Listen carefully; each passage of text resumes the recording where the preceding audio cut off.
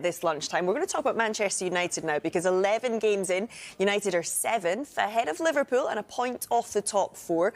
But will they look to strengthen? Well, Rob Dorsett joins us from England's training camp at Tottenham's training ground now. Rob, a very good afternoon to you. So are United content with their squad right now? Yes, I think they pretty much are content with the squad, and so is Ruben Amorim as well. Now, look, the impression I get is that Amorim would like to strengthen because, of course, you've got Benjamin Sesko, who's got an injury problem that we gave some more detail on yesterday on Sky Sports News. He's expected to be out until after the international break, several weeks, but they're monitoring him.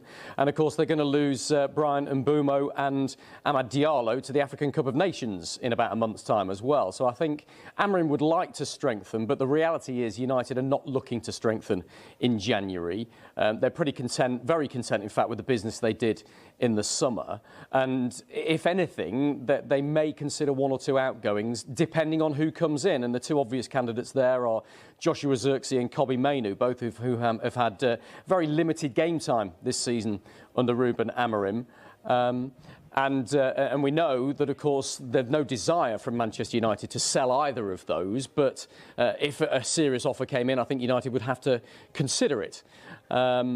They are not out of the woods when it comes to PSR, but their entire focus, I think, in terms of incomings will be in the summer, when the absolute priority will be a central defensive midfield player, a number 6, if you like. And it's been made pretty clear to me that United aren't really able or planning to spend the big bucks on the sort of players they're interested there in January. They're going to keep their powder dry until the summer. And the names they're interested in are some of the stellar names that a lot of other elite clubs in the Premier League and in Europe are considering right now, with Elliot Anderson, Adam Wharton and Carlos Saliba at Brighton as well. Big money for any of those, and United aren't planning to spend big money in January, as far as I've been told.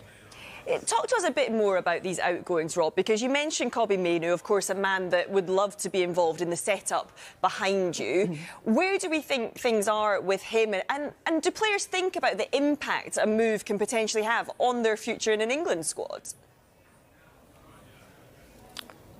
Absolutely they do, and it's an extraordinary situation for Kobbie Mainoo. Don't forget, it was only last summer that he was starting a European Championship final for England in the stadium in Berlin, in the Olympic Stadium, and it was an extraordinary moment for him. He was very much part of the England first-choice starting 11 under the back end of Gareth Southgate. And Southgate had looked at a lot of options, hadn't he, in that time?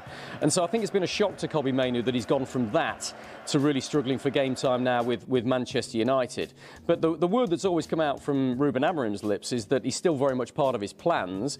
He's just working with him a lot behind the scenes personally, I think, to try and get him to understand the manager's philosophy and get him integrated into the squad as he would wish. The thing I think you have to bear in mind is we know that Manchester United are not flush with cash right now. We know that they are, every decision they make on a transfer basis has to be with PSR in mind. And of course, Kobbie Mainoo, as an academy graduate, would represent 100% profit for Manchester United, which makes him a little bit more attractive to sell. Now, it'd be wrong for me to suggest that Manchester United are trying to sell him. They're not.